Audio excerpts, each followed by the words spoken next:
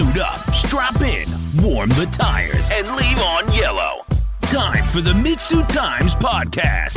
Presented by MitsuTimes.org, the home of the fastest Mitsubishi cars. With your host, Josh. Hey, what's going on, guys? It's Josh with the MitsuTimes podcast. Today, my guest is Chad Leary. He is the owner and driver of a sweet 8-second 2G. How are you today, Chad? Doing great, man. Thanks for having me on. I greatly appreciate it. Absolutely, man. I love having, as a 2G guy myself, I feel like I have a lot of 2G guys on. I love talking to 2G guys and hearing their stories, so I appreciate you coming on and sharing your story with us. Yes, sir. No problem, man. So let's talk about this setup on your very powerful 8-second 2G. All right, what would you like to know? Let's go through the internals, and then we'll go to the turbo and all the charge piping stuff. All right. Well, I don't even know where to start. I guess I'll start with the bottom end.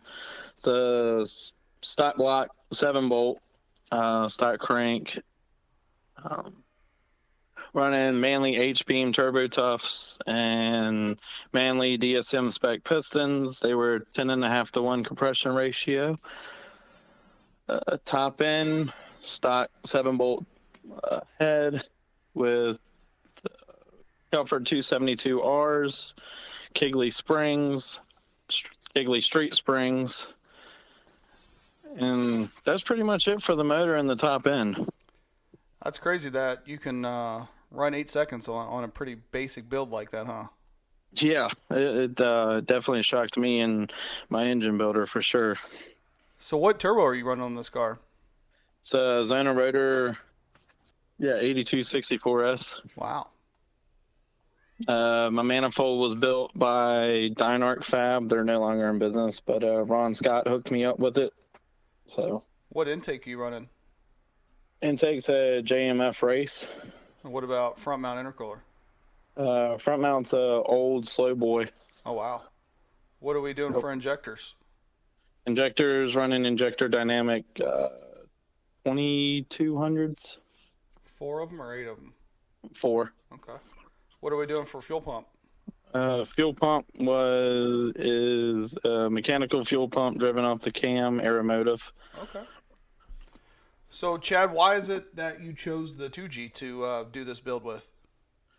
I've always loved the car. Since it was featured in Fast and the Furious, I fell in love with the body lines of the car. Yeah. And I know that car was a 420A, but it still looks sweet to me growing up. And I just absolutely fell in love with the body style of the car. So what was this car like when you bought it? Well, when I bought it from Justin Mahoney over at Detective Coating. Oh, nice. It had nothing in it. Car was bare bones shell. I paid him to, build me a street car, just get it up and running, put a motor in it, get it road ready so I could just drive it around. That was the original plans with the car, was just to be a street car, daily driver, drive it around, or a weekend fun car. Yeah. But then I got talking with my buddy Matt Russell, and he's like, well, if we do this and this, we can potentially have, a 9-second car. And I was like, all right, well, let's try it out. So the parts list just kept getting more and more involved. And like drivetrain wise, I ended up, so the car started out as a manual when I got it from Justin. It made 700 on Dave Katz's dyno up at EFI Specialties. We took it out to the shootout that year. This was 2021, I want to say. Was the first time the car went to the track, and ripped out the front differential in it and made too much power, destroyed the trans. Basically turning it rear-wheel drive, so I parked it. And then Matt and I got to talking, and we were like, why don't we just go auto with this thing? So, I hit up Aaron Gregory. I was like, hey, do you know anyone that's selling, a built auto transmission? And luckily for me, he actually had one, just sitting there a guy was trying to get rid of. So I bought the auto off him, fully built, all the billet parts in it, all the nice shiny parts. And I shoved that in the car. I picked up a transfer case off Adriana when she was parting out the 1G. Got drive shaft from Drive Shaft Shop. Bought a Volk rear subframe, threw that in the car. And yeah, we went out, did a bunch of testing on 8th mile, got down into, 5.3s, 5.4s. And I never sent it out the back in the quarter mile. Like, everything I had done was 8th mile. So we were working on short track, making sure everything was good for the car, shakedown wise. And finally I said, all right, let's go ahead and run it on the quarter mile, see what it will do. First pass out the back was an 8. I believe it was an 8.6, I believe, right? Or an 8.8. No, it was an 8.8. And that was my first pass on a quarter mile. I completely skipped the 9s, 10s, 11s, and 12s. So that must have been pretty exciting. Yeah. After the pass, I tripped on my roll cage getting out of the car and fell on my face. But it was definitely an exciting pass for sure. Hell yeah, man. That's cool. That's really crazy. You don't hear a lot of stories like that. And then a week before the shootout last year, I was in a bad accident. I rolled my semi-truck. Oh. I let Matt take the car to the shootout, and unfortunately during qualifying, the AFR line backed off and it torched piston number 2. So at the top end of the track. Well, that's no good. So you've been just working to get it back together since then? Yeah, I have just about everything I need. I'm just a few parts short of putting the motor back in the car. We've been working on a tube front end for it. Completely changing the setup that is on it currently. It's still going to stay auto, and we're trying to chase a low 8 or a high 7. That's awesome. I love to hear that. Well, Chad, you think with the success that you've had, if you could start over and build this car again, you would still do it? Oh, absolutely. Yeah. I do a few things differently. When we got my rings in the first motor, we got the 2 loose and it had a blow-by issue, but hey, it was my first engine build, so I'm pretty proud of what it did for the first time building a motor by myself. For sure. Well, with help, of course. Matt helped me along the way, so... So besides the Zona rotor setup, you haven't had any other setups? Nope, haven't had anything else on this car. Wow. When I got it from Justin, it was bare bones, 7 bolt, completely stock. It did have a Zona rotor. I can't remember what size the darn turbo was. It was a real small one. I had to custom order it from Robert, so I think it was a 59. Basically the same size as the black. Okay. But it was a ball bearing. Yeah. So I had that on there for a little bit, but we went bigger when we started building for the drag setup. Yeah. So what motivates you to keep pushing this car? What motivated you to not give up after, burning up one of the pistons?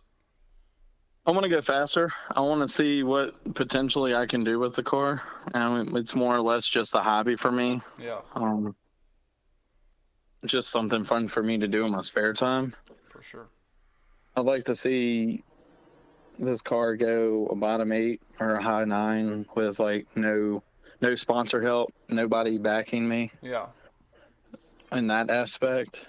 It'd just be awesome to do 2 guys with two guys in a little garage out of, a no-name town in Virginia. So. Competing up against the big boys. Yeah. It'd be awesome. This episode of the MitsuTimes podcast is brought to you by the Mitsubishi Motorsports Hall of Fame. a select committee of longtime enthusiasts have been elected as the first chair members. Each has nominated one rally driver, one circuit driver, and one drag racer, along with one company or shop. All chair members are then given the opportunity to vote on all nominations, and only those who are unanimously voted for will be inducted. Join us December 29th at 6 p.m. Eastern Time on YouTube at the MitsuTimes Award Show as the first class of inductees make their way into our Hall of Fame. Subscribe to the MitsuTimes YouTube channel so you don't miss it. At MitsuTimes Media. See you there. So what are your goals for 2024 with this car? Oh, right now, I'd like to at least get it back together. I'm struggling with time and finances right now, but ever since my accident, it's just Playing catch up with things and trying to get back on my feet. Like, I lost a lot of revenue when I rolled my semi because a lady blew a tire in front of me and cut me off. Jeez. But I'm alive. I walked away from the accident. That's what matters most. So Yeah. Just a little banged up, huh? yeah. So your long-term goal for this car, you would say, is probably a 7-second pass? Yeah, absolutely. I've got just about everything to do it. Building a 2.2 liter stroker for it, or D-stroker. Got a manly billet crank for it. GRP aluminum rods. We haven't decided what pistons we're going to run yet. That's pretty much what's the hold up on the motor. Yeah. I'm leaning more towards Widesco, but I definitely take a lot of information in from Matt as far as, what's going to work, what's not going to work. The guy knows his stuff. Yeah. He's been tuning and building engines for a while now.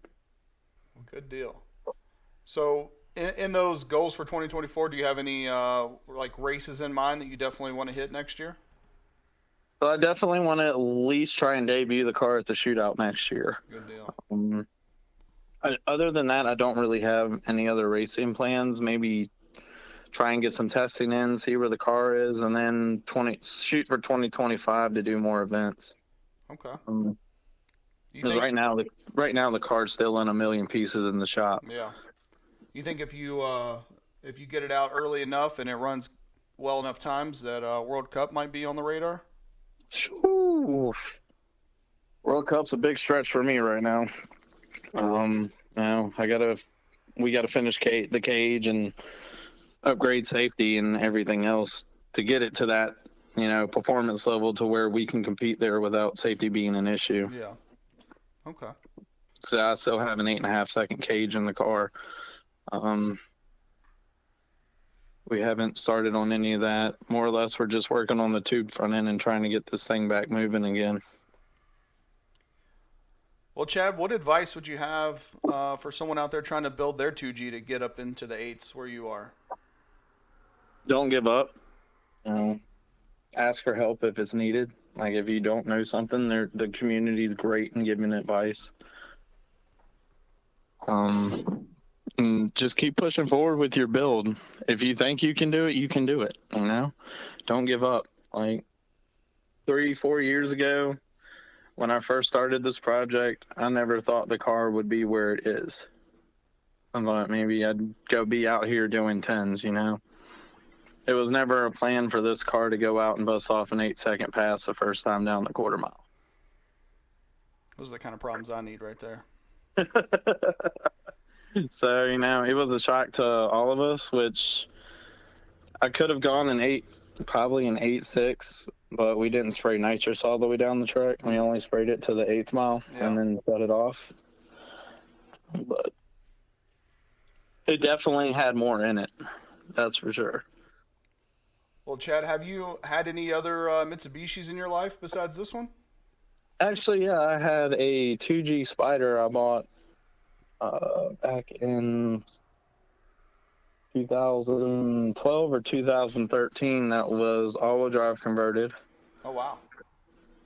I bought that off of a guy named Justin Pierce out of Virginia. And it was great, but it had its gremlins. and eventually I just got tired of it and tore the whole car apart. That sounds like about every Spider I've ever owned. It's always had something, some little gremlin, some little quirk that made it just a pain in the ass. I mean, it was fun. I love driving the thing, but every time I turned around, something was going wrong with it. Yeah. And I mean, the whole roof needed to be replaced, the whole rag top, and it leaked like crazy. And we built a motor for it and put another motor in it, and then we couldn't figure out why it kept blowing out rear and front main seals, and I just got tired of it. So I finally just said I've had enough and just took the car apart. I left it on jack stands in my driveway for 3 years and always said I was going to get to it and fix it, and I never did. Yeah. Eventually I just called a tow truck and told him to come get it and tow it away. So the plan right now is to get the car together and debut it at the shootout? Oh, yeah, definitely. That is top priority right now. I got a bunch of wiring to do. We're rewiring the whole car and putting it on a PD16 from Haltech. Good deal.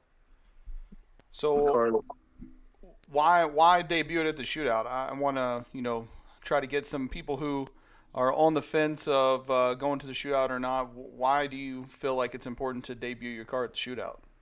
Oh, shootout's one of the best events to me. I go every year when I can. I missed last year due to my accident because it was a week before. But it's just the family aspect of it. Everyone, shows up there, has a good time.